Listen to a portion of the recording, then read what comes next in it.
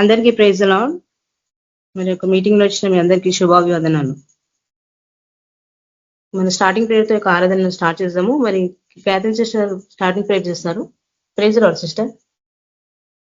Praise the lord sister. ప్రార్థన చేద్దాము.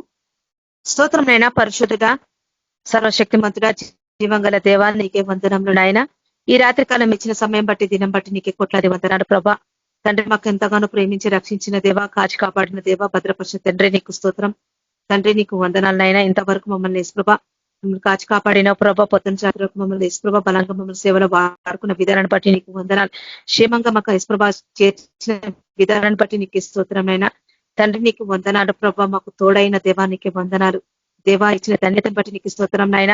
ఇద్దరు ముగ్గురు నా నామం ఉంటే అక్కడ ఉంటాన్నారు ప్రభా. మా మధ్యనున్న దేవానికి వందనాలు ప్రభా. మమ్మల్ని ఎంతగానో ప్రేమించి రక్షించిన దేవానికి స్తోత్రంలో నాయన.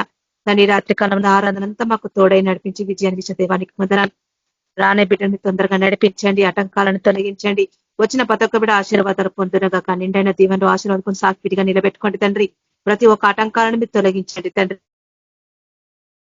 ప్రభావానికి వందనాలైనా అక్కడ దేవా సిద్ధపడాలి. అనేక మంది సిద్ధంగా తయారు చేయాలంటే శక్తిని మాకు దయచేయండి తండ్రి. నీకే వందనాలు ప్రభా. కుటుంబానికి మారకుండా అయినా ఆ కుటుంబాలు సంపూర్ణంగా మార్చబడును గాక. ప్రతి ఒక్క కుటుంబంతో నీ కొరకు సేవ చేయను గాక. బలమైన పాత్రకు మీరు వాడుకోండి తండ్రి. యేసు ప్రభా ఈ ధన్యతను బట్టి నీకే కోట్లాది వందనాలు. మరి ఎంతో మందికి లేదు ధన్యత, వాళ్ళు కూడా కలగ చేయండి, వాళ్ళలో జ్ఞాపకం తీసుకోండి, వాళ్ళు రెక్క కింద భద్రపరచండి దేవా.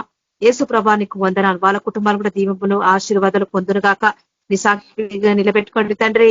సర్వశక్తి మంత్ర జీవం గల దేవానికి వందనాలు. పాఠధరమైన పొందండి. వాక్యం చేత మీరు మాతో మాట్లాడండి. ఈ బలమైన మాటలు మా హృదయానికి యేసుప్రభ బలపరచండి తండ్రి. ఇంకా యేసుప్రభ ఎక్కడైతే బలహీనతలున్నాయో ప్రభా మమ్మల్ని సరిచేయండి తండ్రి. యేసుప్రభ వాక్యం చేత మాకు తోడే నడిపించి విజయాన్ని దయచేసి ఈ వాక్యంలో జీవం ఉంది ప్రభా. జీవాన్ని మా హృదయాన్ని కలగ చేయండి. ఇంకా జీవింపచేసి ఇంకా పరిశుద్ధపరిచి నిరాకడకి మమ్మల్ందరినీ సిద్ధపరచుకోమని నజడని యేసు కృష్ణమడి వేడుకుంటున్నాం తండ్రి. Amen. Thank you brother sister. Praise the lord. Thank you sister. పాట పాడుతున్నాము. సత్య సంపూర్ణుడా సర్వాధికారి, సత్య సంపూర్ణుడా సర్వాధికారి, సర్వలోకాల నేలేటి రాజా, సర్వలోకాల నేలేటి రాజా, స్తుతియు మహిమా ఘనతా నీకే, స్తుతియు మహిమా ఘనతా నీకే, ఆరాధనా నీకే ఆరాధనా, ఆరాధనా నీకే ఆరాధనా, ఆరాధనా నీకే ఆరాధనా. సత్య సంపూర్ణుడా సర్వాధికారి, సత్య సంపూర్ణుడా సర్వాధికారి, కృపావాత్సల్యములు గల దేవా, నా నీతి కాధారమగు ప్రభువా, కృపావాత్సల్యములు గల దేవా, నా నీతి కాధారమగు ప్రభువా, జయమని పాడెదను నా ప్రాణమర్పింతును, జయమని పాడెదను నా ప్రాణమర్పింతును, యేసయ్యా నా ప్రాణమర్పింతును, యేసయ్యా నా ప్రాణమర్పింతును. ఆరాధనా నీకే ఆరాధనా, ఆరాధనా నీకే ఆరాధనా, ఆరాధనా నీకే ఆరాధనా. సత్య సంపూర్ణుడా సర్వాధికారి, సత్య సంపూర్ణుడా సర్వాధికారి, సర్వలోకాల నేలేటి రాజా, స్తుతియు మహిమా ఘనతా నీకే, స్తుతియు మహిమా ఘనతా నీకే, ఆరాధనా నీకే ఆరాధనా. దీర్ఘశాంతము గల ఓ ప్రభువా, నీకు సాటి లేరెవ్వరు, దీర్ఘశాంతము గల ఓ ప్రభువా, నీకు సాటి లేరెవ్వరు, మహిమలో చేరితను నీతోనే జీవింతును, మహిమలో చేరితను నీతోనే జీవింతును, నిత్యము నీతోనే జీవింతును, నిత్యము నీతోనే జీవింతును. ఆరాధనా నీకే ఆరాధనా, ఆరాధనా నీకే ఆరాధనా, ఆరాధనా నీకే ఆరాధనా. సత్య సంపూర్ణుడా సర్వాధికారి, సర్వలోకాల నేలేటి రాజా, స్తుతియు మహిమా ఘనత నీకే, స్తుతియు మహిమా ఘనత నీకే. ఆరాధనా నీకే ఆరాధనా, ఆరాధనా నీకే ఆరాధనా, ఆరాధనా నీకే ఆరాధనా. హల్లెలూయా. మన మధ్యలో ఉన్న దిలీప్ బ్రదర్ వాక్యం షేర్ చేస్తారు.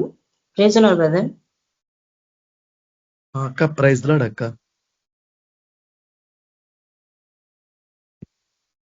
మన ప్రభువును రక్షకుడైన ప్రభువైన యేసుక్రీస్తు నామం పేరట ఈ యొక్క ప్రేయర్ మీటింగ్ లో జాయిన్ అయిన మీ అందరికీ నా వందనములు శుభములు తెలియజేస్తున్నాను. నాకు ఈ అవకాశం ఇచ్చిన స్వప్న సిస్టర్ గారికి కూడా నా హృదయపూర్వక వందనాలు. దేవునికే మహిమ కలుగును గాక. ప్రార్థన ద్వారా మనం యొక్క వాక్యాన్ని ధ్యానించుకుందాము. మహాపరిశుద్ధుడ మహోన్నతుడ ప్రేమ కలిగిన దేవ, కృప కనికరము గల తండ్రి నీకు వందనాలు. సర్వోన్నతుడ సర్వశక్తిమంతుడ సర్వాధికారివైన ప్రభువ యేసయ్య నీకు వందనాలు స్తుతులు నాయన స్తోత్రములు చెల్లించుకుంటున్నాం దేవా. గడిచిన కాలమంతా నాయన ఈ దినం వరకు నాయన నీ కృపలో దేవా మమ్మల్ని కాచి కాపాడి దేవా మమ్మల్ని సజీవ లెక్కలో నిలబెట్టి ఈ రాత్రికాల సమయంలో ఈ రీతిగా నా ప్రభువ నీ సన్నిధిలో మమ్మల్ని చేర్చిన విధానాన్ని బట్టి నా తండ్రి నీకు వందనాలు కృతజ్ఞతలు స్తుతులు స్తోత్రములు చెల్లించుకుంటున్నాం నాయన. ఎక్కడ ఇద్దరు ముగ్గురు కూడి నా నామంలో ఉందరో అక్కడ వారి మధ్య ఉంటానన్నావు దేవా. మీరు కృపా సత్య సంపూర్ణుడివై తండ్రి మా మధ్యలో ఉండండి. ఇంతవరకు నా ప్రభువ యొక్క ఆరాధనలో నాయన పాటల ద్వారా మీరు మహిమ పొందినారు తండ్రి. ఇప్పుడు ప్రభువ నాయన నీ పాద సన్నిధికి వస్తున్నాం నాయన. తండ్రిని యొక్క వాక్యాన్ని మేము ధ్యానించబోతుండగా తండ్రి నువ్వు మాట్లాడే దేవుడవు నాయన.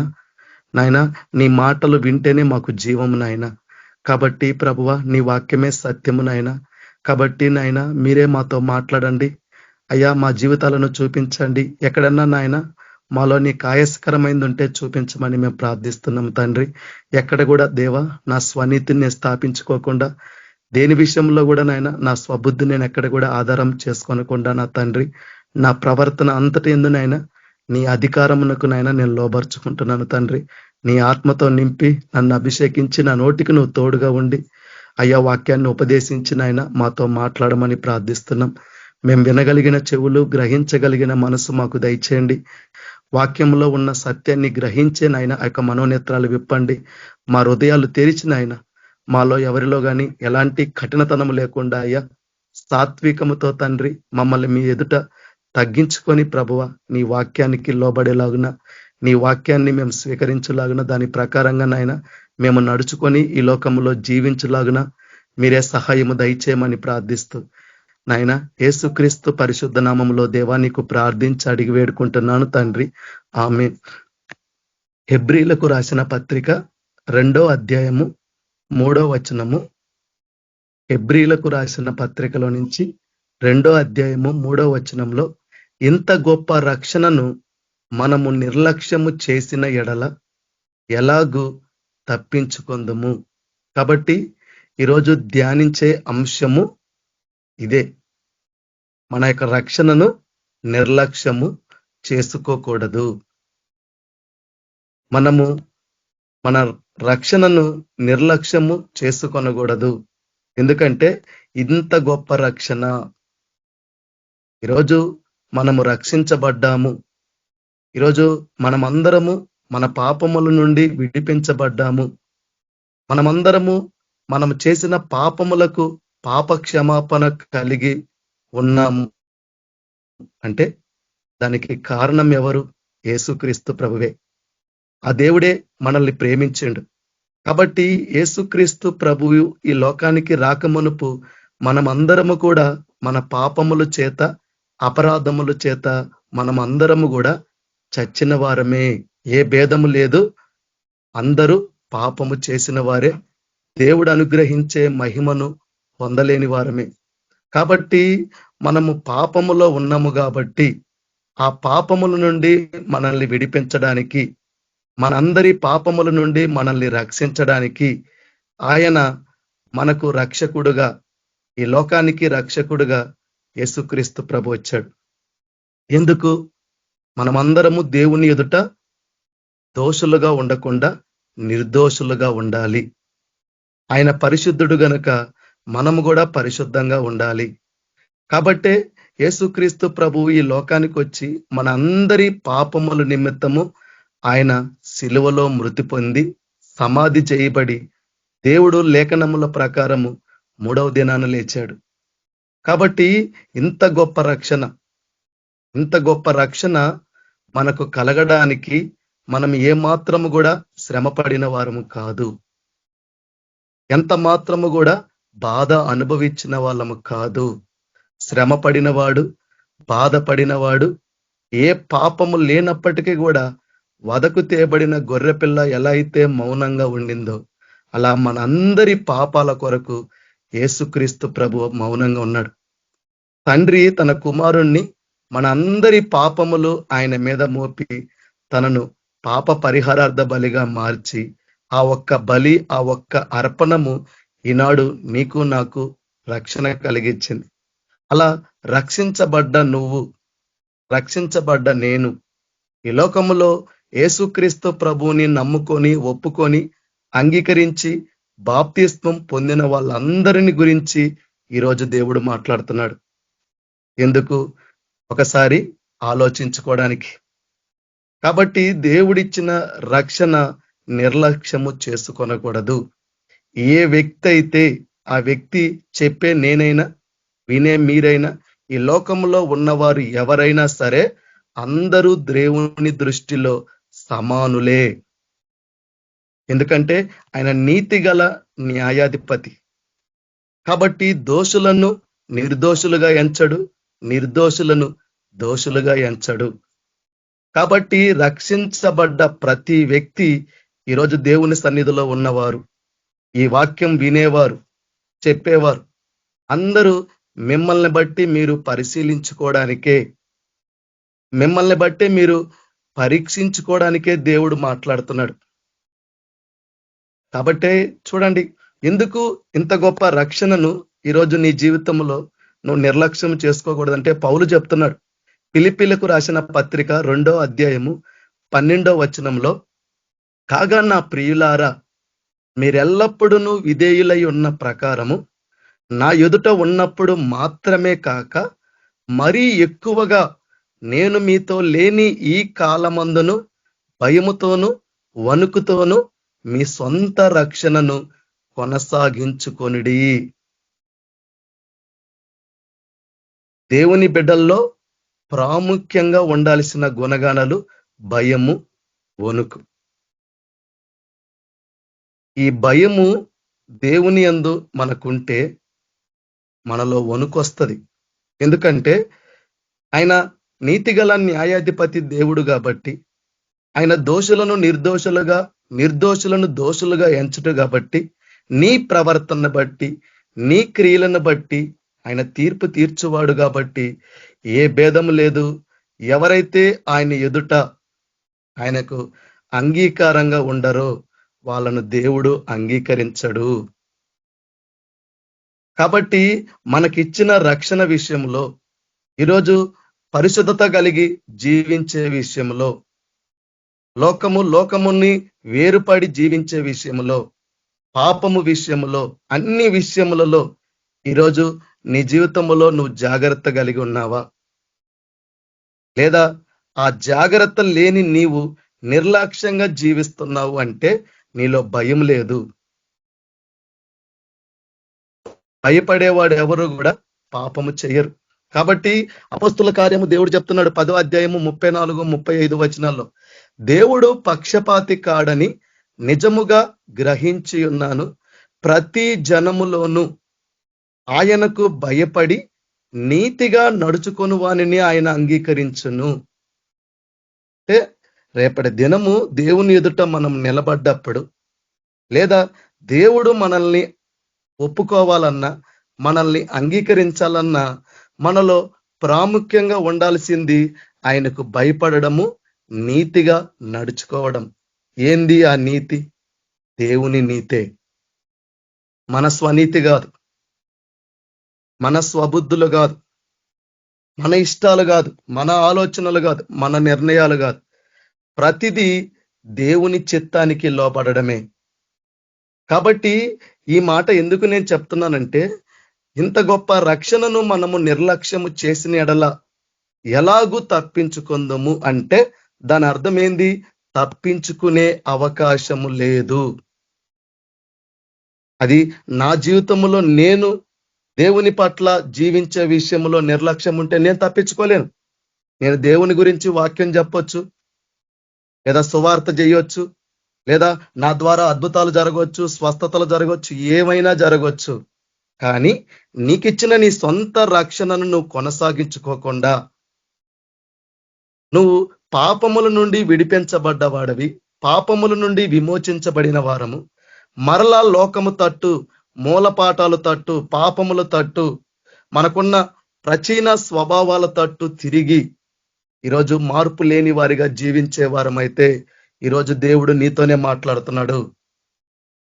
ఎవరైతే ఈరోజు అలా దేవునికి లోబడకుండా, దేవుని మాట వినకుండా, దేవుడు మనకు సెలవిచ్చిన ఆజ్ఞలను గైకొని నడుచుకోకుండా ఈరోజు నువ్వు భక్తి చూపించిన, విశ్వాసము చూపించిన, నువ్వు గ్రహించుకోవాలా, నీ విశ్వాసము, నీ భక్తి నిన్ను రక్షించదు. ఎందుకంటే ఎలాగూ తప్పించుకోగలం? ఆయన పక్షపాతి కాడు కదా. ఇదిగో నా కులం వాడు, ఇదిగో నా తమ్ముడు, ఇదిగో ఈ వ్యక్తి నాకు సంబంధించిన వాడు, ఇదిగో ఈ వ్యక్తి నా డినామినేషన్ వాడు, ఇదిగో ఈ వ్యక్తి నా గ్రూపుకు సంబంధించిన వాడు అనే భేదాలు యేసుక్రీస్తు ప్రభు చూపించడు. ఈ లోకం చూపిస్తుంది పక్షపాతం, భేదం ఈ లోకం చూపిస్తుంది, తప్పును కూడా మోస్తది. ఒకప్పుడు మన తప్పులు, మన పాపాలు ఆయన మోసాడు.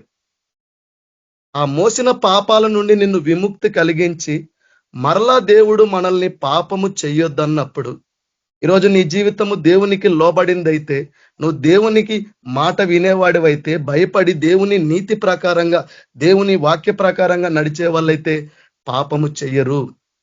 చూడండి, పేతురు రాసిన మొదటి పత్రిక 1వ అధ్యాయము 17వ వచనంలో చెప్తున్నాడు. పేతురు రాసిన మొదటి పత్రిక 1వ అధ్యాయము 17వ వచనము, పక్షపాతము లేకుండా క్రియలను బట్టి ప్రతి వానిని, అంటే దేవుడు ఏం చూపించడంట?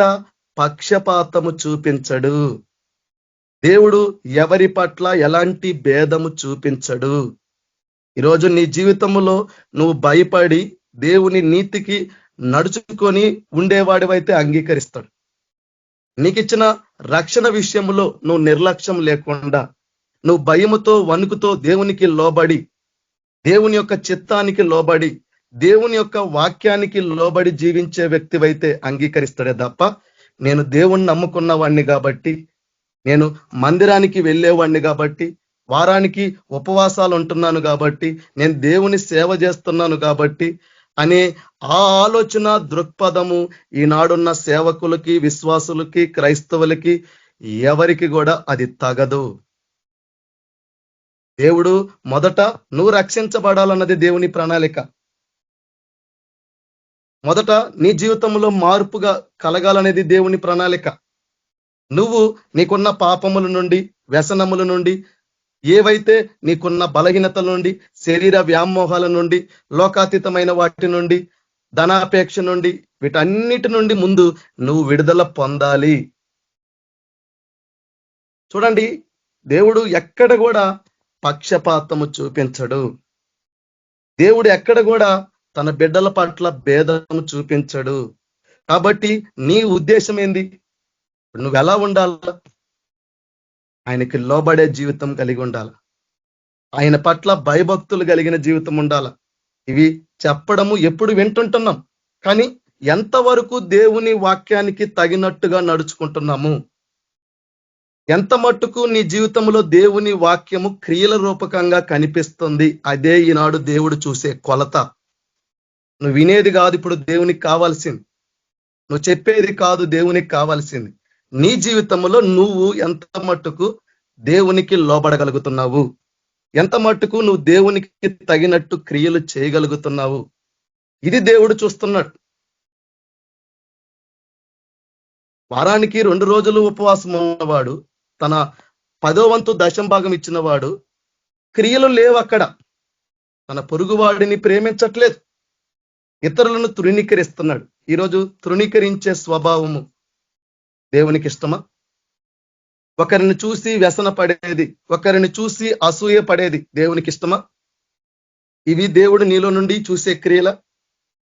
కాబట్టి పక్షపాతము లేకుండా దేవుడు చెప్తున్నాడు, మనందరి క్రియలను బట్టి ప్రతి వానిని తీర్పు తీర్చువాడు తండ్రి అని మీరు ఆయనకు ప్రార్థన చేయుచున్నారు గనుక మీరు పరదేశులై ఉన్నంత కాలము భయముతో గడుపుడి.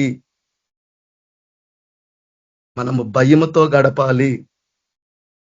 ఈరోజు దేవుని భయము మనుషుల్లో బొత్తిగా లేదు. వాళ్ళలో దేవుని భయం ఉంటే వారి ఫలమును బట్టి వారి చెట్టును తెలుసుకుంటారు అన్నాడు.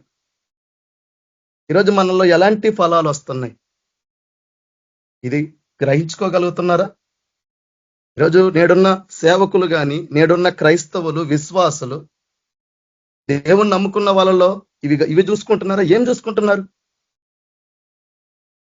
చూడండి, ఎందుకు దేవుడు ఇంత పేతురు ద్వారా ఈ మాట మాట్లాడుతున్నాడంటే, అదే పేతురు రాసిన మొదటి పత్రిక 4వ అధ్యాయం 17వ వచనంలో చెప్తున్నాడు, తీర్పు దేవుని ఇంటి యొద్ద ఆరంభమగు కాలము వచ్చి ఉన్నది. ఆల్రెడీ తీర్పులోనే ఉన్నాం. దేవుడు ఎందుకు మొదట తీర్పు దేవుని ఇప్పుడు చెప్పినాం కదా, దేవుడు పక్షపాతి కాడు. పక్షపాతము లేకుండా దేవుడు క్రియలను బట్టి తీర్పు తీర్చువాడు. కాబట్టి ఆ తీర్పు ఎక్కడి నుండి ఆరంభమవుతుంది? రక్షించబడ్డ వారి నుండే, దేవుణ్ణి నమ్ముకున్న వారి నుండి, దేవుని యందు విశ్వాసం ఉంచిన వారి యొద్ద నుండే ఆరంభమవుతుంది. ఆ తీర్పులోనికి నువ్వు రాకూడదు. ఆ తీర్పులో నువ్వు ఉన్నావంటే ఎందుకుంటున్నావు? నీలో భయం లేదు. నీ జీవితంలో దేవుని వాక్యంలో లోబడే జీవితం లేదు. చెబుతున్నావు, వింటున్నావు, వస్తున్నావు, పోతున్నావే తప్ప నీ జీవితంలో మార్పు లేదు. ఇక్కడ చెప్తున్నాడు దేవుడు, ఎందుకు? అది మన యొద్దనే ఆరంభమైతే దేవుని సువార్తకు అవిధేయులైన వారి గతి ఏమవును? మరియు నీతిమంతుడే రక్షింపబడుట దుర్లభమైతే భక్తిహీనుడు పాపి ఎక్కడ నిలుతురు? చూడండి, నీతిమంతుడే రక్షించబడడు అని చెప్తున్నాడు. దుర్లభం అంటున్నాడు. ఎందుకు? రక్షణ విషయంలో నిర్లక్ష్యం, దేవునికి లోబడే విషయంలో నిర్లక్ష్యం, దేవుడు చెప్పినట్టు చేసే విషయంలో నిర్లక్ష్యం. క్రియలు లేని భక్తి, క్రియలు లేని విశ్వాసము రక్షించగలుగుతాం అనుకుంటున్నారా? ఈరోజు నీ జీవితంలో నువ్వు కనిపెట్టుకోవాల్సింది, చూసుకోవాల్సింది నీ భక్తిని కాదు, నీ విశ్వాసాన్ని కాదు, నువ్వు దేవుడికి ఇచ్చేది కాదు, దేవుడి గురించి చెప్పేది కాదు. మొదట నీ ప్రవర్తన. నువ్వు ఈ మందిరానికి వెళ్ళేటప్పుడు చూసుకోవాల్సింది నీ ప్రవర్తన, నీ క్రియలు, నీ బుద్ధి, నీ ఆలోచన, నీ హృదయం. ఇవి చూసుకొని వస్తున్నారా దేవుని మందిరానికి? ఇవి చూసుకొని వచ్చి దేవుని వాక్యాన్ని చదువుతున్నారా? ఎక్కడున్నారు అలాంటి భక్తులు? ఈరోజు ఎవరు వారి ప్రవర్తనని కనిపెట్టుకుంటున్నారు? ఎవరు వారి ప్రవర్తనని దిద్దుకుంటున్నారు? ఎవరు వారి క్రియలను సరి చేసుకుంటున్నారు? ఎవరు దేవుని వాక్యానికి లోబడుతున్నారు? దేవుని మాట వింటున్నారు? చూడండి, నేను దేవుణ్ణి నమ్ముకున్నాను, నేను బాప్తిస్మం పొందాను, 2 రోజులు ఉపవాసం ఉంటున్నాను, ఇది ఇస్తున్నాను, అది ఇస్తున్నానంటే, చూడండి, ఈరోజు ఈ వాక్యం విన్నాక నీకు ఒక స్పష్టత వస్తుంది. అయినా నేను కఠినపరుచుకుంటాను, అయినా దేవుని గద్దింపుకు నేను లోబడను, నా ప్రవర్తనని సరి చేసుకోనంటే నువ్వు చేసినదే ఒక దినం నీ నెత్తి మీదకి వస్తుంది.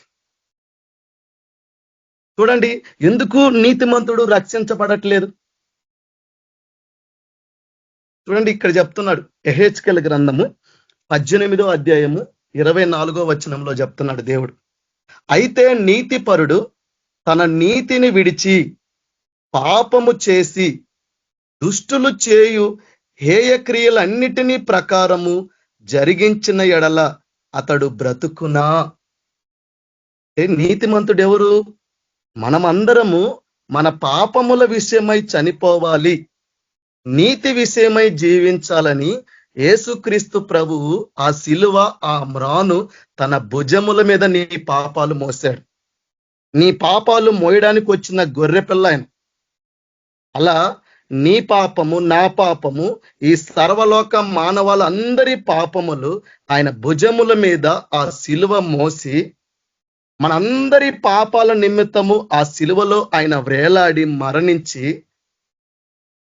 ఆయనని నమ్మడము ద్వారా, విశ్వసించడం ద్వారా, అంగీకరించడం ద్వారా ఈరోజు రక్షించబడ్డ నువ్వు మరలా నీతిని నడుచుకోకుండా ఎలా నీతిని విడిచిపెడతావు?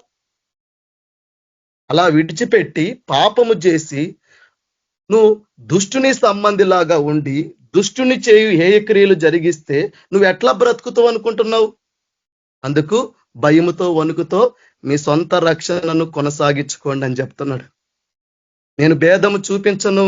నువ్వు చెప్పే ఢిల్లీ బ్రదర్ అయితే ఒకటి, ఇంకొక బ్రదర్ అయితే ఒకటి, ఇంకొక బ్రదర్ ఒకటనే కాదు, నా ఎదుట ఎవడైతే నాకు సంపూర్ణముగా కనబడడో వాడు ఎవరైనా కానీ 20 ఏళ్ళ, 30 ఏళ్ళ, 50 ఏళ్ళ, 70 ఏళ్ళ నాకు జ్ఞాపకము రావు. నాకు జ్ఞాపకం వచ్చేది నువ్వు చేసిన పాపము, నీ అవిధేయత కలిగిన జీవితం, నువ్వు చేసిన నిర్లక్ష్యము, నువ్వు కనబరిచిన నీ తప్పిదమ్ములే నేను చూస్తా తప్ప నీ నీతి కార్యాలు నేను చూడను, నీ సేవ నేను చూడను, నువ్వు చేసే దెయ్యాలు వెళ్ళగొట్టేది నేను చూడను, నువ్వు చేసే అద్భుతాలు నేను చూడను, నీ జ్ఞాపకములోని కూడా తెచ్చుకొని అంటున్నాడు దేవుడు. చూడండి, ఎందుకు దేవుడు చెప్పాడు? ఆల్రెడీ అదే కదా, అయ్యా నీ నామమున మేము ప్రవచించినాం. చెప్పండి, ప్రవచించిన వాళ్ళందరూ రక్షించబడుతున్నారా? ఈరోజు నువ్వు దేవుని సేవ చేయొచ్చు, కానీ నీ హృదయం మారలేదే. ఈరోజు నీలో ఉన్న క్రియలు మారలేదే, నీ ప్రవర్తన మారలేదే, నీ జీవితం మారలేదే, నీ బ్రతుకు మారలేదే. నువ్వు సేవ చేస్తే రక్షించబడతావు అనుకుంటున్నావా? ఈరోజు దేవుని కృపావరాన్ని బట్టి నువ్వు అద్భుతాలు చేస్తే, స్వస్థతలు వెళ్ళగొడితే నువ్వు రక్షించబడతావు అనుకుంటున్నావా? జ్ఞాపకములోనికి నాకు రావు అంటున్నాడు యేసుప్రభు. అదే దేవుడు చెప్తున్నాడు, నీతిపరుడు తన నీతిని విడిచి పాపము చేసి దుష్టులు చేయు హేయక్రియలన్నిటినీ ప్రకారము జరిగించిన ఎడల అతడు బ్రతుకునా. అతడు చేసిన నీతి కార్యములు ఏ మాత్రమును జ్ఞాపకములోనికి రావు. నీ ఉపవాసము జ్ఞాపకములోనికి రాదు. నువ్వు ఇచ్చిన 10వ వంతు దశంభాగం ఎందుకంటే నీ మీద మోపబడిన నేరం ఏంటంటే పాపములు. రక్షించబడ్డవాడివే. అందుకు పౌలు అంటాడు రోమాపత్రికతోటి, పాపముల విషయమై చనిపోయిన మనము ఇక మీదట దానిలో ఎలాగూ జీవించుదము? ఆయన మరణ భూస్థాపితంలో పాల్పొందిన మనము, ఆయనతో పాటు సిలువ వేయబడిన మనము, పాప విముక్తులుగా తీర్పు పొందిన మనము మరలా పాపము నుండి విమోచించబడి దేవుని నీతికి, దేవునికి దాసులమైన మనము మరలా పాపమునకు ఎలా దాసులమవుతాము? అప్పుడు నువ్వు పాపానికి దాసుడివే గాని యేసుక్రీస్తు ప్రభువుకి ఎట్లా దాసుడు అవుతావు? అందుకు మీరు అక్రమము చేయువారులారా అన్నాడు యేసుప్రభు. ఈరోజు నీలో క్రమం ఉందా? అక్రమం ఉందా? ఈరోజు దేవుని బిడ్డల్లో, దేవుని సేవకుల్లో, దేవుని నమ్ముకున్న వాళ్ళలో కనిపించేది ఏ క్రమం? అంతా అక్రమమే, అంతా దుర్మార్గమే, అన్యాయమే, స్వార్థపరులు, ధనాపేక్షలు. ఎందుకంటే ప్రభు క్షమించిన ప్రకారం ఇతరులను వీరు క్షమించలేరు. వీరు దేవుని దగ్గర తగ్గించుకోలేరు. ఇతరుల పట్ల కనికరం చూపించలేరు. ఇతరుల పట్ల జాలి చూపించరు, ప్రేమ చూపించరు. పొరుగువాడిని కూడా ప్రేమించరు, కానీ భక్తులని చెప్పుకుంటారు. పైన కనిపించేది గొర్రె, లోపలంతా క్రూరత్వమే. ఈరోజు మీ హృదయాలలో క్రూరత్వం లేదా? ఈరోజు దేవుని బిడ్డల్లో లేదా? అసూయలు లేవా? కలహాలు లేవా? ద్వేషాలు లేవా? మత్సరాలు లేవా? విభేదాలు లేవా? పక్షపాతాలు లేవా? ఇవన్నీ పెట్టుకొని మేము ఎలా రక్షించబడతాం అనుకుంటున్నారు? ఇది మోసపోవడం కాదా? ఇది మీ జీవితంలో మీరు నష్టపోవడం కాదా? ఈనాడు నువ్వు గ్రహించగలిగితే నువ్వు రక్షించబడతావు. లేకపోతే ఒకానొక దినము నువ్వు తీర్పులోనికి వస్తావు. నిన్ను ఎవడు కూడా రక్షించడు. ఏ దేవుణ్ణి నమ్ముకున్నావో ఆ దేవుడు కూడా నిన్ను రక్షించలేడు. ఎందుకంటే ఆయన దోషులను ఎప్పుడు కూడా నిర్దోషులుగా ఎంచడు. ఈ భయం ఉండాల క్రైస్తవులకి. నేను ఎలా అయినా జీవిస్తాను, ఎలా అయినా ఉంటాను. ఈరోజు నీ పాపాన్ని బట్టి, నిన్ను బట్టి ఈ లోకంలో ఎవరు అడగకపోవచ్చు. కానీ ఒకానొక దినము అడిగే దేవుడున్న సంగతి మర్చిపోవద్దు. ఆ దేవునికి లెక్క చెప్పాలన్న సంగతి మర్చిపోవద్దు. నీ క్రియలను బట్టి నీకు ఒకానొక దినము, నీ ప్రవర్తనని బట్టి ఒకానొక దినం ఉంటుందన్న సంగతి క్రైస్తవులు మర్చిపోకూడదు. ఈరోజు దేవుణ్ణి నమ్ముకున్న వాళ్ళు మర్చిపోకూడదు. ఈరోజు ఆ గ్రహింపు లేని వారిగా క్రైస్తవులు జీవిస్తున్నారు. చూడండి, నువ్వు నీతిమంతుడివే, నువ్వు రక్షించబడ్డవాడివే, దేవుని సంబంధిగా మారిన వాడివే, క్రీస్తు వారసుడుగా, క్రీస్తు పిల్లలుగా, దేవుని కుమారులుగా మారిన నువ్వు మరలా పాపము చేస్తే, మరలా లోకము తట్టు తిరిగితే, శరీరము తట్టు తిరిగితే, నీకున్న చెడు వ్యసనాల తట్టు తిరిగితే, చెడు అలవాట్ల తట్టు తిరిగితే, నీలో మార్పు లేని క్రియలు మరలా నువ్వు కనబరిస్తే నేను ఎట్లా జ్ఞాపకంలో ఉంచుకుంటాను అనుకుంటున్నారు? మీ భక్తి మిమ్మల్ని రక్షిస్తుంది అనుకుంటున్నారా? అది క్రియలు లేకపోతే? ఈరోజు మీరు కలిగి ఉన్న విశ్వాసము దేవుని తీర్పు నుండి, దేవుని ఉగ్రత నుండి ఈరోజు మనుషుల్ని రక్షిస్తుంది అనుకుంటున్నారా? దేవుడు అదే చెప్తున్నాడు, ఏ మాత్రము కూడా జ్ఞాపకములోనికి రావు. ఎందుకు? అతడు విశ్వాసఘాతకుడై చేసిన పాపమును బట్టి మరణం నొందుతున్నాడు. అది దేవుడు ఎక్కడ ఎవరిని శిక్షించడు.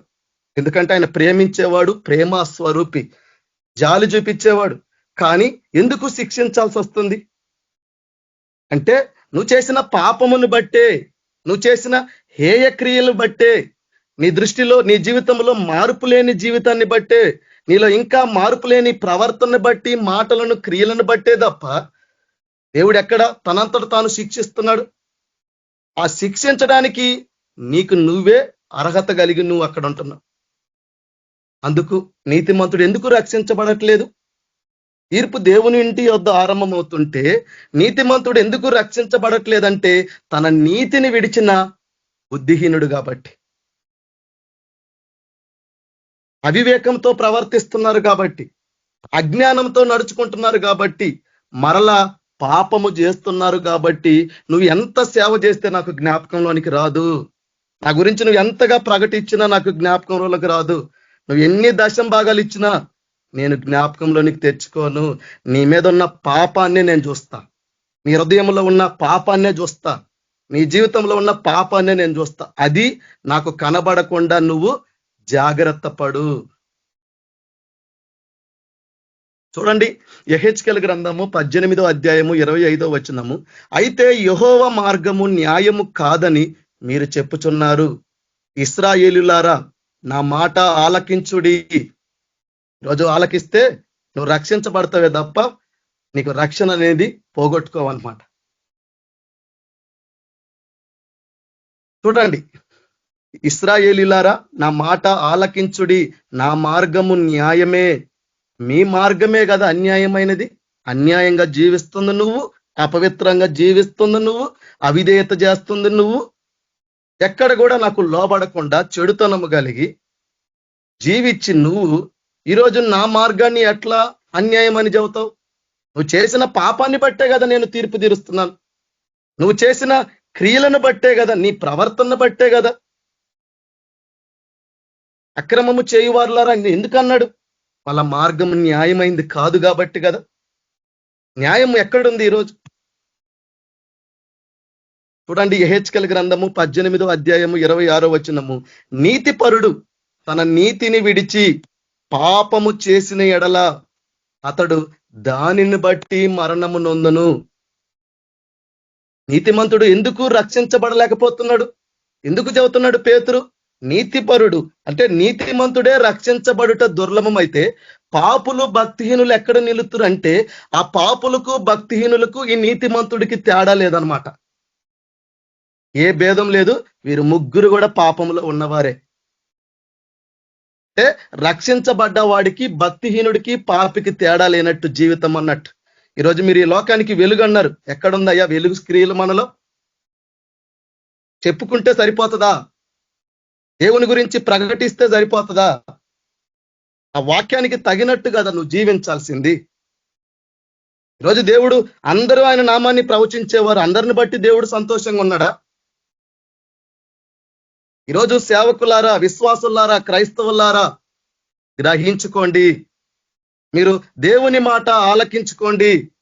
మీ భక్తిని కాదు, మీ విశ్వాసాన్ని కాదు మీరు చూసుకోవాల్సింది మీ క్రియలను.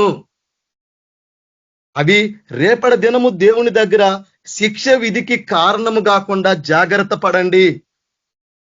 పరిసయ్యుల్లాగా ఉపవాసం ఉన్నాను, పరిసయ్యుల్లాగా వాడిలాగా లేను, ఈడిలాగా లేను అని అతిశయముతో, గర్వముతో, డంబముతో మిమ్మల్ని మీరు హెచ్చించుకుంటే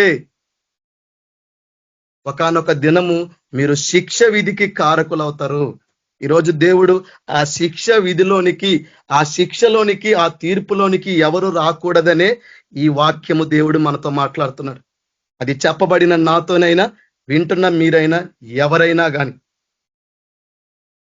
నువ్వు ఈ లోకంలో చిన్న సేవకుడువా, పెద్ద సేవకుడువా, నీ అనుభవము ఇవన్నీ నేను జ్ఞాపకములోనికి తీసుకోను. నువ్వేమైనా చెయ్యి, ఏదైనా చెయ్యి, నా ఎదుట నువ్వు నిందారహితుడిగా మాత్రమే కనపడాలంటున్నాడు యేసుప్రభు. నీ మీద నింద ఉండకూడదు. మనుషుల అపరాధాలు క్షమించకపోతే నీకు క్షమాపణ లేదన్నాడు. నీ మీద నింద ఉన్నట్టే కదా.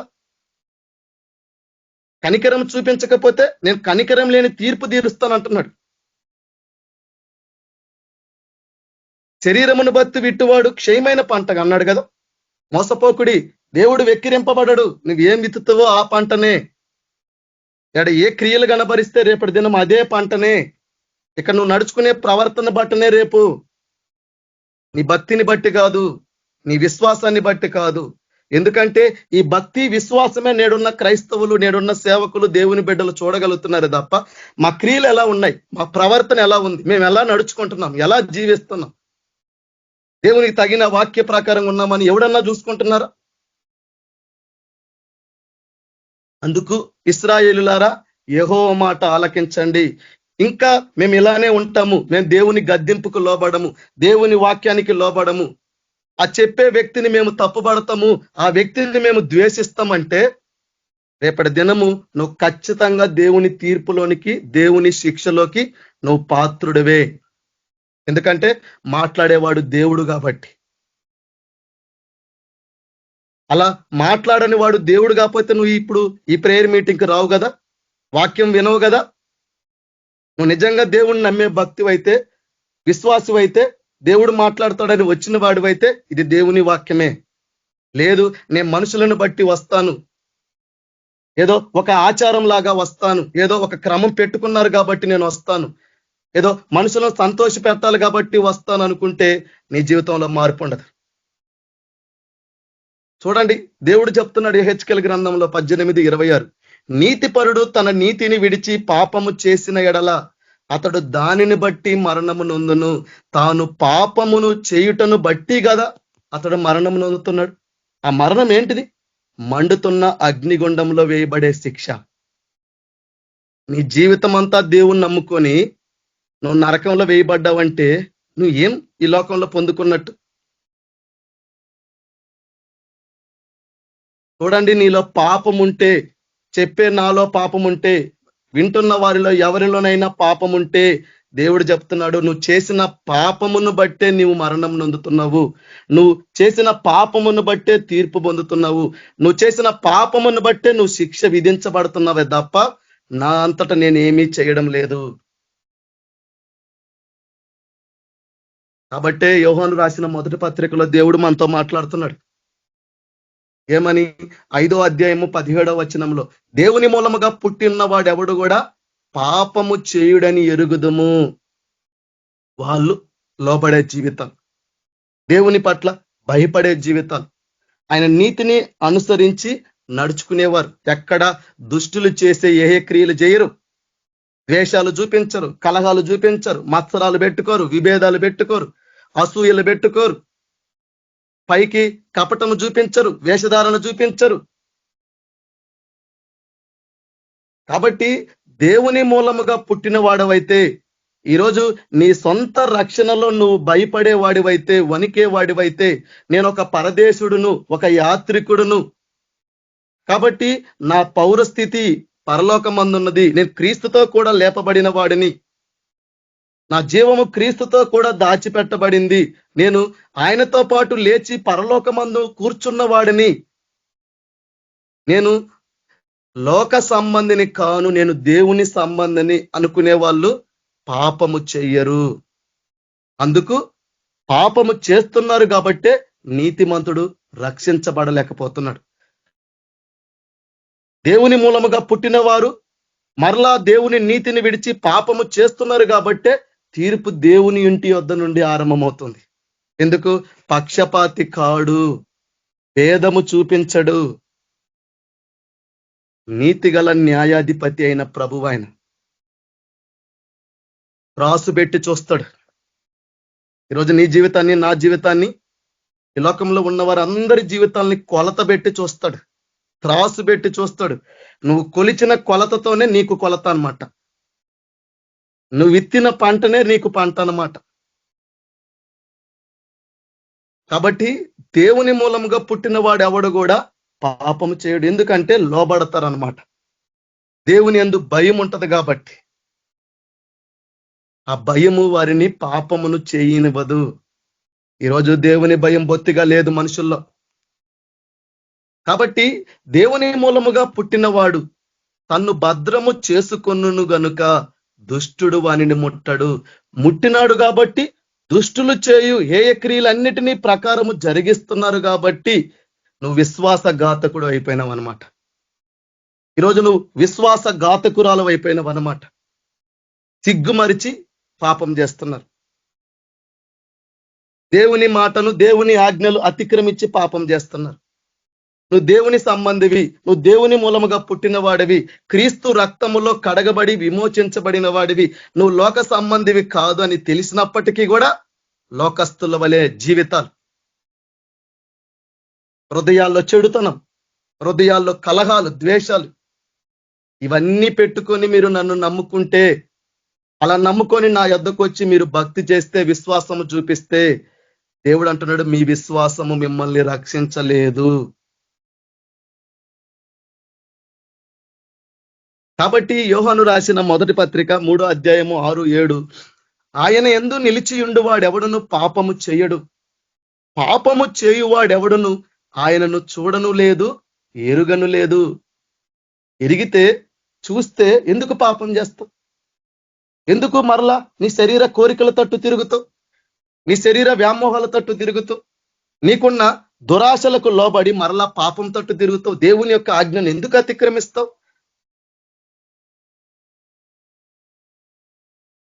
చూడండి, ఆయన యందు నిలిచి ఉన్న వాళ్ళు ఎవరు? ఇదిగో మేము దేవుని యందు ఉన్నాము, మేము దేవుణ్ణి నమ్ముకున్నాము, మాకు ఆధారము దేవుడే, మాకు ఆశ్రయము దేవుడే అనుకుంటున్నాం. ఇదిగో నేను దేవుని యందు ఉన్నాను కాబట్టి ఇవి చేస్తున్నాను అనుకుంటున్నాం. కానీ దేవుడు కోరుకునేది ఏంది? నువ్వు పాప విముక్తుడిగా ఉండాలి, నువ్వు పాపరహితుడిగా ఉండాలి, నీలో పాపం ఉండకూడదు. నువ్వు మొదట చెయ్యాల్సిన క్రియ అది. నువ్వు దశం భాగాలు ఇస్తే దేవుడికి ఇష్టం లేదు. ఎందుకు? దశం భాగాల కొరకు కాదు కదా క్రీస్తుడు సిలువలో మరణించింది, నీ కొరకు కదా. నువ్వు ఏం క్రియలు చేస్తే ఏంది? అవి ఏవి కూడా జ్ఞాపకంలో రానప్పుడు నువ్వు చేయడం ఎందుకు? నమ్ముకోవడం ఎందుకు? భక్తి చేయడం ఎందుకు?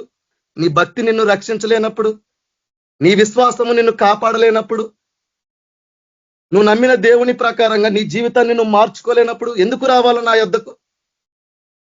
ఎందుకు వచ్చి నా దగ్గర మీరు మొరపెట్టాలో? నా గురించి ఎందుకు చెప్పాలా? మీకే రక్షణ లేనప్పుడు, మీ జీవితాల్లోనే మార్పు లేనప్పుడు, మీ క్రియలే నాకు అంగీకారంగా లేనప్పుడు మనుషులను బట్టి చేయడం మానుకోండి. వాళ్ళు రక్షించరు మిమ్మల్ని. వారి ద్వారా మీ పాపాలు క్షమించబడవు, యేసు క్రీస్తు ప్రభు ద్వారానే తప్ప. ఈరోజు లోకం అట్లా ఉంది. చూడండి 8వ వచనము, అపవాది మొదటి నుండి పాపము చేయుచున్నాడు గనక పాపము చేయువాడు అపవాది సంబంధి. దేవుడు నేను వెళ్ళి మీకు స్థలము సిద్ధపరచుకొని వస్తా, నేనుండే స్థలంలో మీరు ఉంటారన్నాడు. ఎవరి కొరకు? దేవుని సంబంధుల కొరకు. అంటే పరిశుద్ధంగా జీవించేవాళ్ళు, లోకము నుండి వేరుపడి జీవించేవాళ్ళు, దేవుని ఆత్మను అనుసరించి క్రమముగా నడుచుకునేవారు, దేవుని చిత్తానికి లోబడేవారు, దేవుని పిలుపుకు లోబడేవారు, దేవుని మాటకు లోబడేవారు, దేవుని ఆజ్ఞలకు లోబడేవారే తప్ప దేవుని దగ్గరకు వచ్చి నమ్ముకొని భక్తి విశ్వాసం చూపిస్తే నీలో క్రియలేవి, నీ ప్రవర్తన ఏది, నీ జీవితంలో మార్పేది, నువ్వు చేసే దాంట్లో నీతి ఏది, న్యాయం ఏది, ధర్మం ఏది? ఇవి కనిపించాలి కదా దేవుడికి. అన్యాయస్తులు దేవుని రాజ్యానికి పోరు కదా, అబద్ధికులు దేవుని రాజ్యంలోనికి పోరు కదా. కాబట్టి దేవుని సంబంధులు దేవునితో పాటు ఉంటారే తప్ప నీతిని విడిచి మరలా లోకము తట్టు తిరిగి శరీర దురాశలకు లోబడుతూ, శరీర వ్యామోహాలకు లోబడుతూ, ఇంకా ఒకప్పుడు నీ జీవితం ఎలా అయితే మార్పు లేదో అలాంటి మార్పు లేని జీవితంలో మరలా నువ్వు జీవిస్తుంటే నన్ను నమ్ముకోవడం ఎందుకు, నా దగ్గరికి రావడం ఎందుకు, నాకు ప్రార్థించడం ఎందుకు, ఉపవాసం ఉండడం ఎందుకు, నువ్వు చేయడం ఎందుకు? నీకే రక్షణ లేనప్పుడు. ఈరోజు ఈ గ్రహింపు లేని క్రైస్తవులు ఉన్నారు, ఇలా ఆలోచించని క్రైస్తవులు ఉన్నారు, మత్తులో బతుకుతున్నారు, వాస్తవములో లేరు. మేము నిజంలో ఉన్నాము, సత్యములో ఉన్నాము, దేవునితో ఉన్నామంటారు కానీ మీ జీవితాలు బాగున్నాయా? మీ ప్రవర్తన బాగుందా? మీ క్రియలు బాగున్నాయా? మీ హృదయాలు బాగున్నాయా? మీ మనసులు బాగున్నాయా? మీ మాటలు బాగున్నాయా? మీ ఆలోచనలు బాగున్నాయా? మీ తలంపులు బాగున్నాయా? మీరు నడవడిక బాగుందా? మీ ప్రవర్తన బాగుందా? ఇవి ఏమీ బాగు లేకుండా ఏం నమ్ముకుంటున్నాం? దేవుని గురించి ఏం వింటున్నాం? ఏం తెలుసుకున్నాం? ఏం మారినాం? మారితే ఫలమేది? చెట్టుకు గాయాలి కదా ఫలం. ఫలించానంటే ఏది ఆ ఫలం? ఏది ఆ చెట్టుకున్న ఆ ఫలం? ఏయి నీలో ఆ సత్క్రియలు? ఏయి నీలో ఉన్న మంచి సద్గుణాలు? ఏయి ఆ క్రీస్తు కలిగిన మనసు ఎక్కడ? ఆ క్రీస్తు కలిగిన ప్రేమ ఎక్కడ నీలో? ఆ క్రీస్తులాగా జీవించే జీవితం ఎక్కడ నీలో? ఏడ మారినవు నువ్వు? ఎక్కడ నీ జీవితంలో సరి చేసుకున్నావు నువ్వు?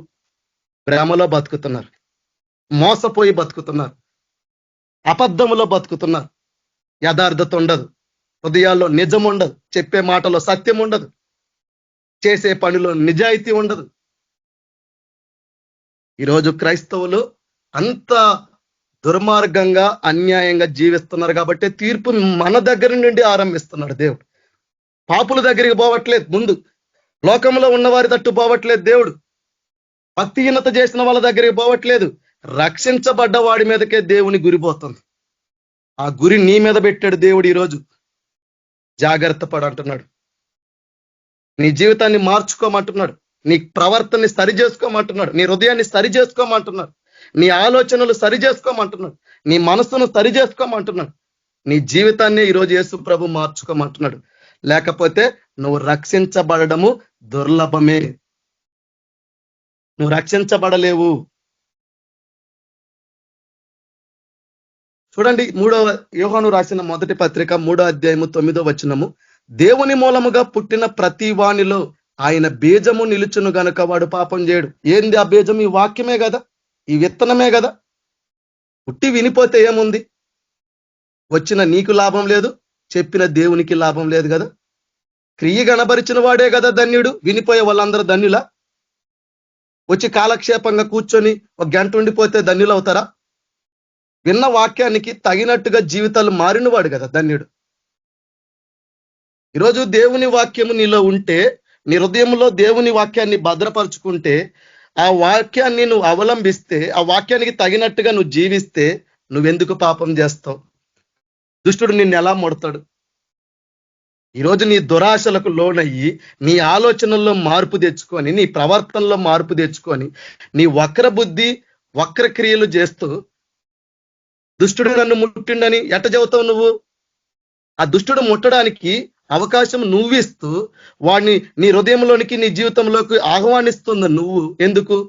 నీలో ఆ పాత పులుపు పోలేదు, ఇంకా నీలో పాత క్రియలు పోలేదు, ఇంకా నువ్వు పరిపక్వము రాలేదు. ఈరోజు దుష్టుడు ముట్టిండు, దుష్టుడు పట్టుకున్నాడు, దుష్టుడు అది చేసిండంటే ఎందుకు పట్టుకుంటున్నాడు?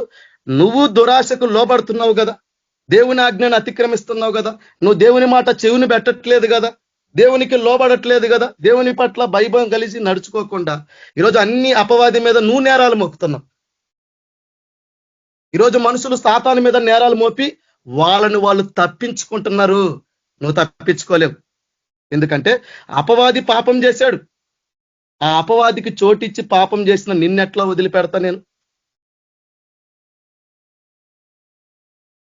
కాబట్టి వాడు దేవుని మూలముగా పుట్టినవాడు గనక పాపము చెయ్యడు. యోసేపు చేసిండు ఆ పాపం, ఆ బంగారు మత్తిమను మొక్కి వాళ్ళు చేశారు ఆ పాపం. భయం ఉన్నాడు, భక్తి ఉన్నాడు, లోబడేవాడు చెయ్యడు, ఇవి లేనోడు చేస్తాడు అన్నట్టు. దేవుడంటే భయం ఉన్నాడు, దేవుడంటే లోబడేవాడు, దేవుడు చూస్తున్ననేవాడు పాపం చేయడు. ఇవి మూడు లేవు కాబట్టి పాపం చేస్తాం. పైకి గొర్రెల్లాగా ఉంటాం, అంతా లోపల తోడేళ్లే. ఎవ్వరి హృదయాలు బాగుండవు, ఎవ్వరి మనసుల్లో మంచి ఆలోచనలు ఉండవు. అంతా స్వార్థము, కలహాలు, కక్షలు, అసూయలు, వ్యసనాలు, ఇవే మనిషి జీవితంలో నింపుకున్నారనమాట. పరలోకంలో ధనం సమకూర్చుకొని నింపుకోమంటే ఇవి నింపుకుంటున్నారనమాట. హృదయంలో అంతా చెడుతనాన్ని, ద్వేషాన్ని, అసూయలను, భేదాలను, ధనాన్ని, మనుషుల్ని ఇవి నింపుకుంటున్నారు. ఈరోజు మార్పు ఎక్కడుంది? కాబట్టే పౌలు చెప్తున్నాడు కొరింథీయులకు రాసిన మొదటి పత్రిక 15వ అధ్యాయము 34వ వచనంలో, నీతి ప్రవర్తన గలవారై, ఇంతాక చెప్తున్నాం కదా, నీతిమంతుడు ఎందుకు రక్షించబడలేక దుర్లభం అన్నాడు? తన నీతిని విడిచి పాపం చేస్తున్నాడు కాబట్టి. చూడండి, కాబట్టి ఇప్పుడు దేవుడు అంటున్నాడు, ఆయనకి ఎవరైతే భయపడి నీతిగా నడుచుకుంటారో వారినే దేవుడు అంగీకరిస్తాడే తప్ప ప్రభువా ప్రభువా అని నన్ను పిలిచేవాడు పోడన్నాడు. యేసు ప్రభు చెప్పిన మాట అది. లూకా సువార్తలో చెప్తాడు, నేను చెప్పు మాట ప్రకారం చేయకుండా మీరు నన్ను ఎందుకు పిలుస్తున్నారు? నన్ను పిలవమని నేను చెప్పినానా? మిమ్మల్ని రమ్మని నా యొద్దకు నేను పిలుస్తున్నానా? రమ్మని పిలిచినప్పుడు నువ్వు నాకు లోబడాలి కదా, నా మాట వినాలి కదా, నేను చెప్పినట్టు చెయ్యాలి కదా, ఇవి చేయకుండా ఎందుకు వస్తున్నావు అని దేవుడు మాట్లాడుతున్నాడు. కాబట్టి ఇకనైనా నీతి ప్రవర్తన గలవారై మేల్కొని అని అంటున్నాడంటే దాని అర్థం ఏంది? ఈరోజు మత్తులో ఉన్నవేమో, ఈరోజు నీ జీవితం కునికి నిద్రిస్తున్నావేమో. నేను సేవ చేస్తున్నాను కదా, నేను ఇన్ని సంవత్సరాల నుంచి దేవుని సేవలో ఉన్నాను కదా, నేను ఇంత బాగా చదువుతాను కదా, నాకు ఇంత తెలుసు కదా, అంత తెలుసు కదా, నేను ఎంత చేయగలనని చేయకొని నీలో నువ్వు అతిశయించుకుంటున్నావేమో. దేవుడు తన పాదం మోపితే కనుమరుగైపోతాం, కంటికి కూడా కనిపించం మనం. ఈరోజు జాగ్రత్త పడమంటున్నాడు దేవుడు. ఇకనైనా మేలుకో, ముందు నీ ప్రవర్తన చూడు, ముందు నీ హృదయాన్ని చూడు, ముందు నీ కళ్ళను చూడు, ముందు నీ తలంపులు చూడు, నీ ఆలోచనలు చూడు, నీ మాటలు చూడు, తర్వాత రా నా దగ్గరికి, తర్వాత చెప్పు నా గురించి. ఇవి మార్చుకోకుండా రాబాక అంటున్నాడు. ఎందుకు? కఠినమైన తీర్పు పొందుకుంటాను. నీతి ప్రవర్తన గలవారై మేల్కొని పాపము చేయకుడి, దేవుని గురించిన జ్ఞానము కొందరికి లేదు. కొందరికేంది? ఇప్పుడు ఏ భేదం లేదు, అందరికీ లేదు. అందుకు నీతిమంతుడు రక్షించబడలేకపోతున్నాడు, అందుకు తీర్పు దేవుని ఇంటి నుండి ఆరంభమవుతుంది. కాబట్టి పౌలు చెబుతున్నాడు, చూడండి ఇక్కడ దేవుడు చెప్తున్నాడు, ప్రకటన గ్రంథము 3వ అధ్యాయము 1వ వచనము, సార్దీసులో ఉన్న సంఘపు దూతకు ఇలాగు రాయము, 7 నక్షత్రములను దేవుని 7 ఆత్మలను గలవాడు చెప్పు సంగతులేవనగా నీ క్రియలను నేను ఎరుగుదును. చెప్పేవాడు ఎలాంటోడో, వినేవాళ్ళు ఎలాంటోళ్ళో, నా గురించి ప్రకటించే వాళ్ళందరి క్రియలు ఎలాంటివి, వాళ్ళ హృదయాలు ఎలాంటివి, వాళ్ళ ఆలోచనలు ఎలాంటివి, వాళ్ళ తలంపులు ఎలాంటివి, వాళ్ళ తోడెల్ల, గొర్రెల, కపటదారుల, వేషధారుల, మోసదారుల ఎరిగిన వాడు యేసు ప్రభు. మనందరి క్రియలను ఎరిగినవాడు. కాబట్టి ఎరిగినవాడు, మనందరి గురించి తెలిసినవాడు, మన జీవితాలను పరిశీలించేవాడు, మనల్ని పరీక్షించేవాడు యేసు ప్రభువే సత్యము కదా. ఆయనే చెప్తున్నాడు, ఏమనగా జీవించుచున్నవన్న పేరు మాత్రము ఉన్నది గాని నువ్వు మృతుడివే. ఎందుకు? పాపము చేయడాన్ని బట్టి నువ్వు మరణం నందుతున్నావు. నువ్వు జీవిస్తున్నావు మంచిదే, ప్రకటిస్తున్నావు మంచిదే, వస్తున్నావు మంచిదే, కానీ పాపం అనేది మాత్రం నీలో నుండి పోలేదు. అది పులిసిన పిండి కొంచెమంతా బాగుండి, పిండంతా బాగుండి కొంచెం పులుపు మన శరీరం ఆ పిండిలో కలిస్తే ఏమవుతుందో, ధర్మశాస్త్రంలో ఉన్న 10 ఆజ్ఞలు గైకొని 9 గైకొని 1 తప్పిపోతే ఎలాగో ఇది కూడా అలాంటిదే. నువ్వు నిందారహితుడిగా ఉండాలంటే దేనిలో తప్పిపోకూడదు అనమాట, దేనిలో నువ్వు లోపం కలిగి ఉండకూడదు అనమాట. అందుకు కదా నిష్కలంకులుగా ఉండాలా, నిందారహితులుగా ఉండాలా, సమస్త ప్రవర్తనలో మీరు పరిశుద్ధులుగా ఉండాలా, భక్తి కలిగి ఉండాలా, శాంతము కలిగి ఉండాలా, మీలో ఎలాంటి అబద్ధం ఉండకూడదు. ఇవి కలిగి ఉండాలా. ఇవి క్వాలిఫికేషన్స్ అన్నమాట. ఇవి సంపాదించుకోవాలా.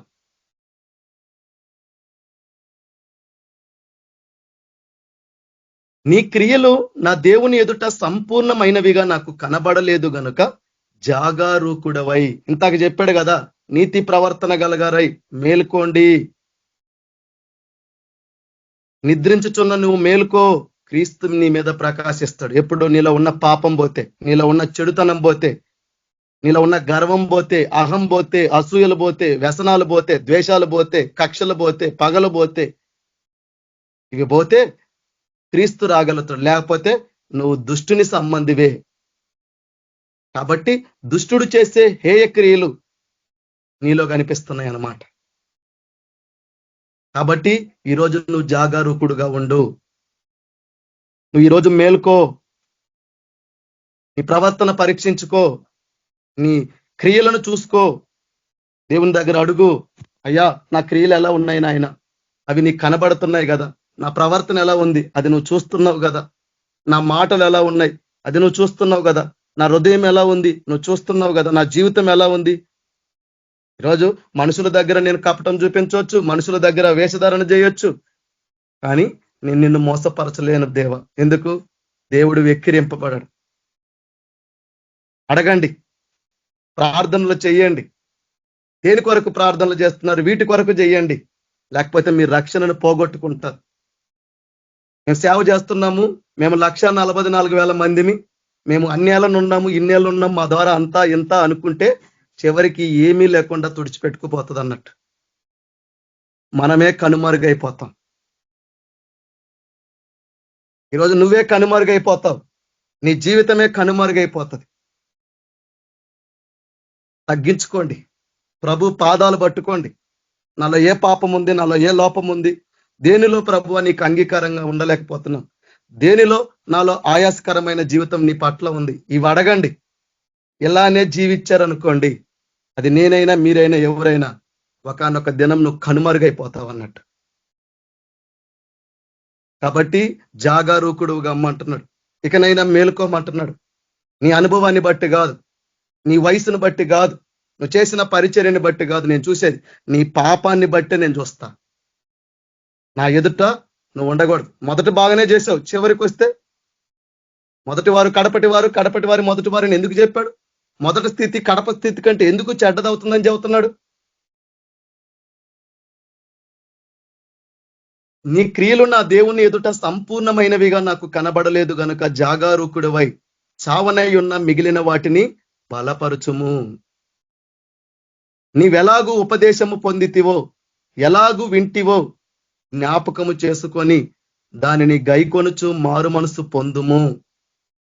నీవు జాగరూకుడివై ఉండని ఎడల, అంటే నేను ఎంత చెప్పినప్పటికీ నువ్వు మేలుకోకుండా, ఎంత చెప్పినప్పటికీ నీ జీవితాన్ని మార్చుకోకుండా, నీ క్రియలను సరి చేసుకోకుండా, నువ్వు ఇంకా నాకు లోబడకపోతే దేవుడు చెప్తున్నాడు, నేను దొంగవలే వచ్చేదను.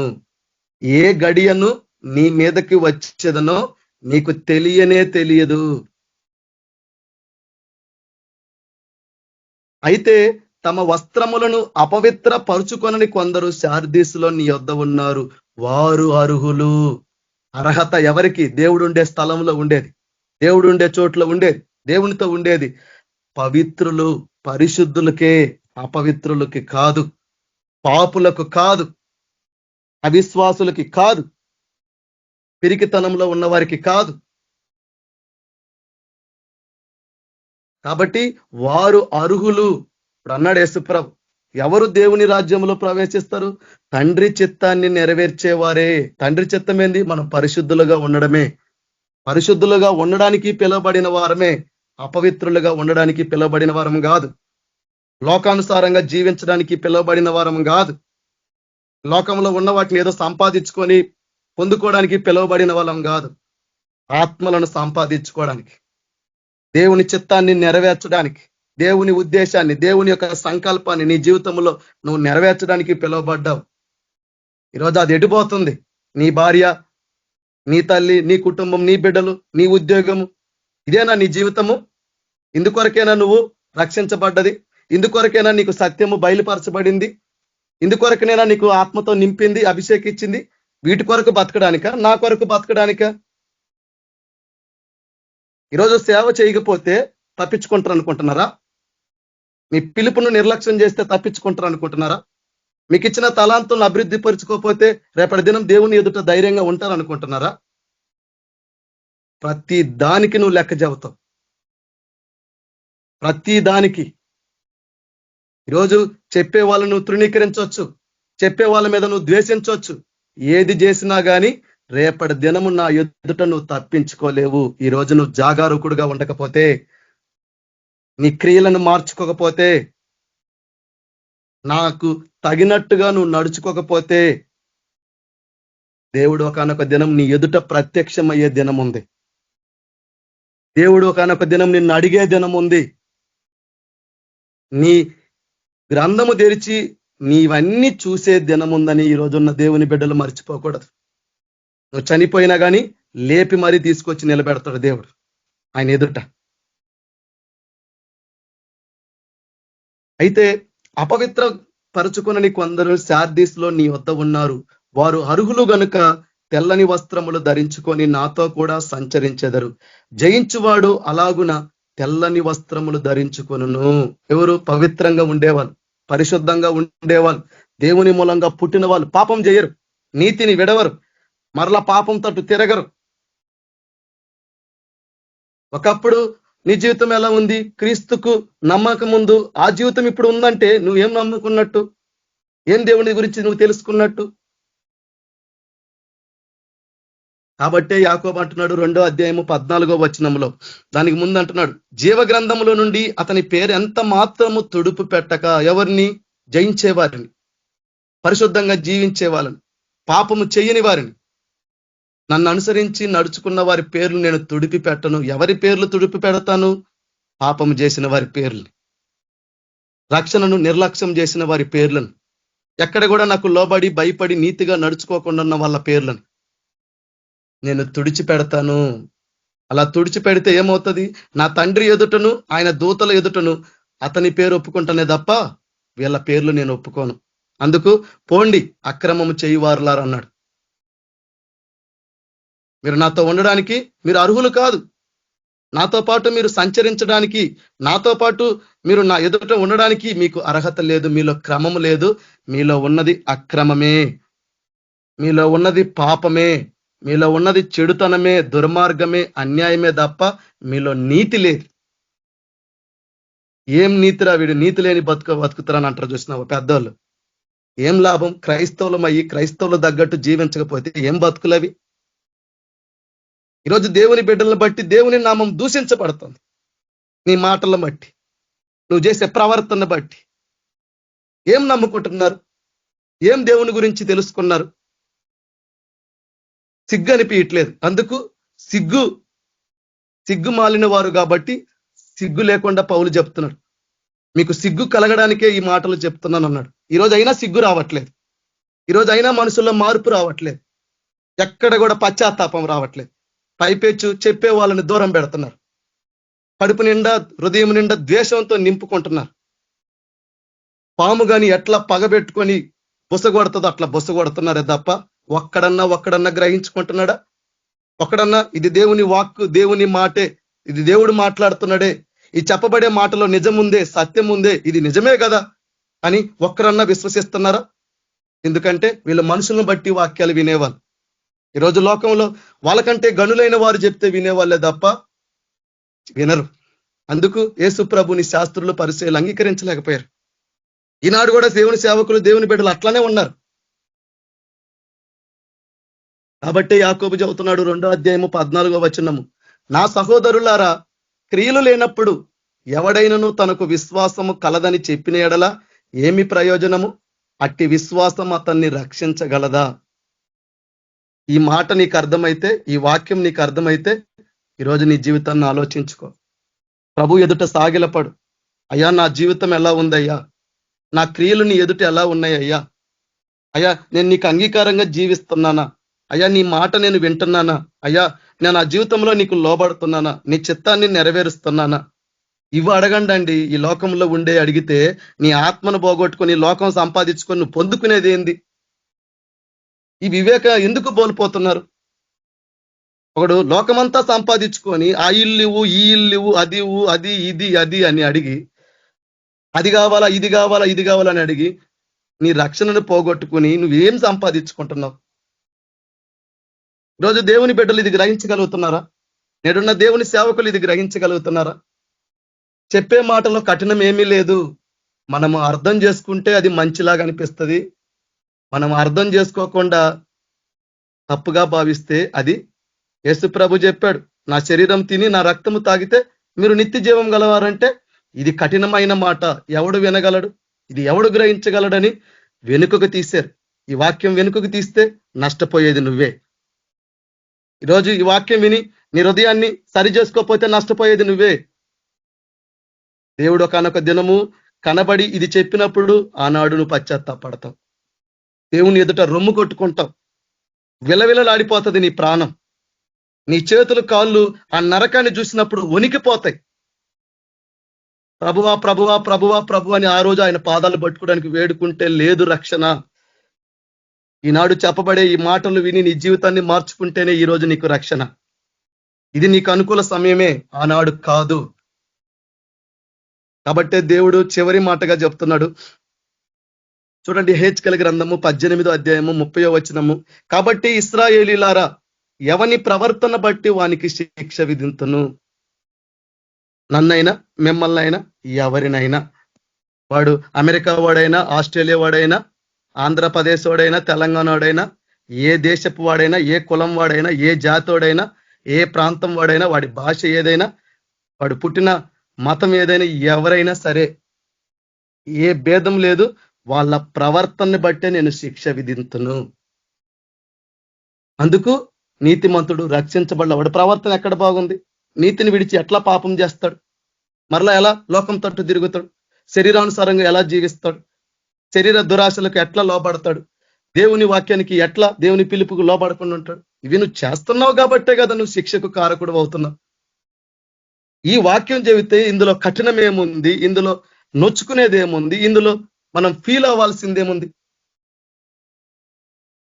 ఈరోజు లోకము కఠినపరుచుకుంటున్నారు. కాబట్టి ఇశ్రాయేలీలారా, ఎవని ప్రవర్తన బట్టి వానికి శిక్ష విధింతును.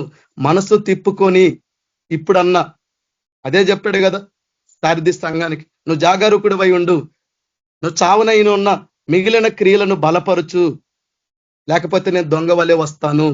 ఏ దినమున వస్తానో నీ మీదకి నీకు తెలియదు. వచ్చి నువ్వు కొలిచిన కొలతతోనే నిన్ను కొలుస్తాను.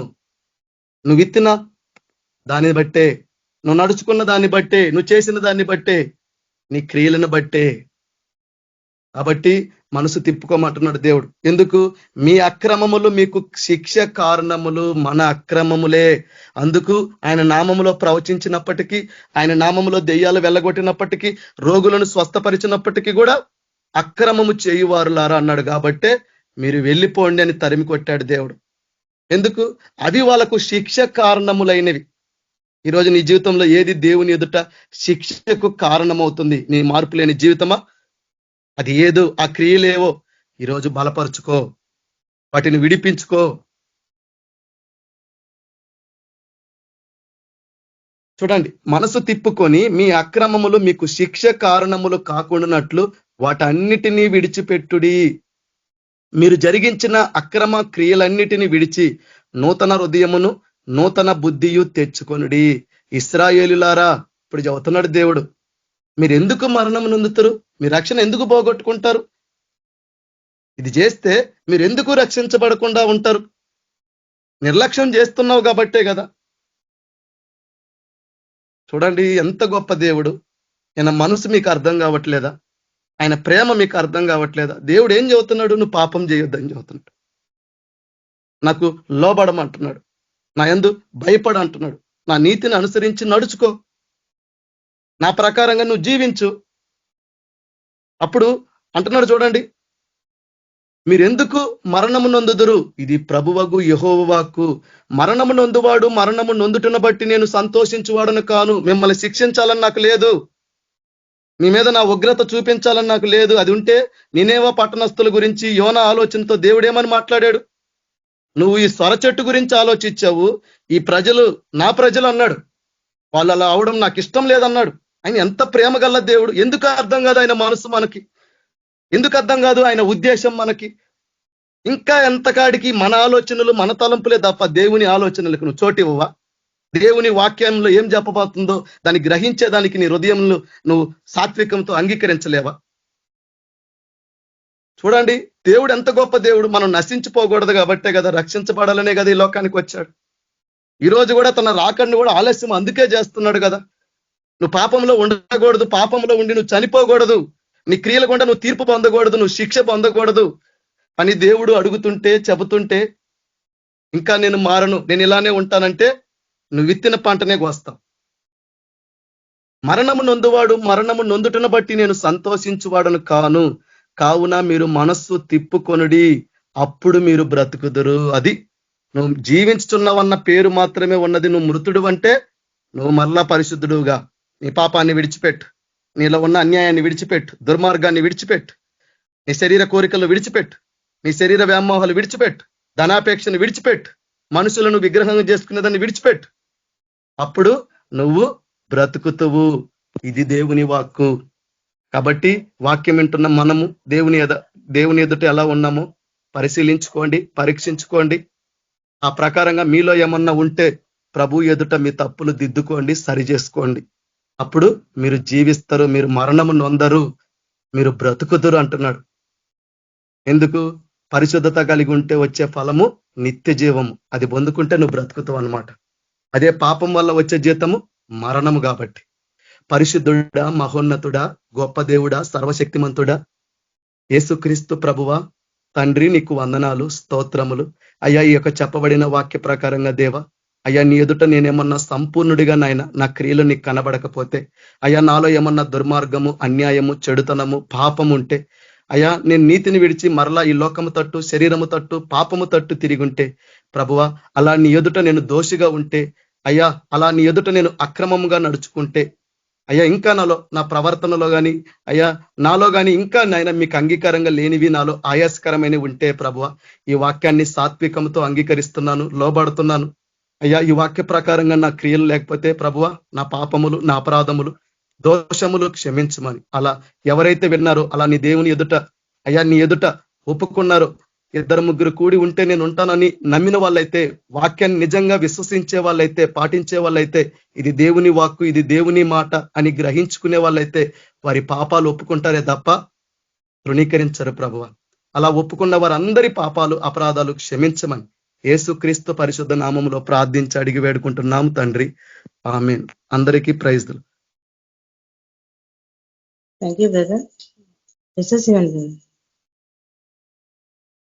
మన ప్రభు అయిన యేసుక్రీస్తు ప్రభు కృప యొక్క ప్రేయర్ మీటింగ్ లో జాయిన్ అయిన మనందరికీ, ఈ లోకంలో ఉన్న సకల పరిశుద్ధులకి సదాకాలం మనందరికీ తోడుగా ఉండి మనల్ని నడిపించును గాక.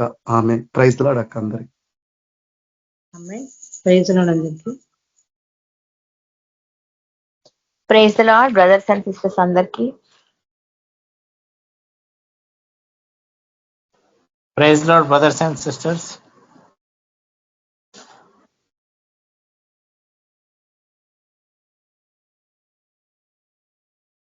అందరికీ ప్రైజ్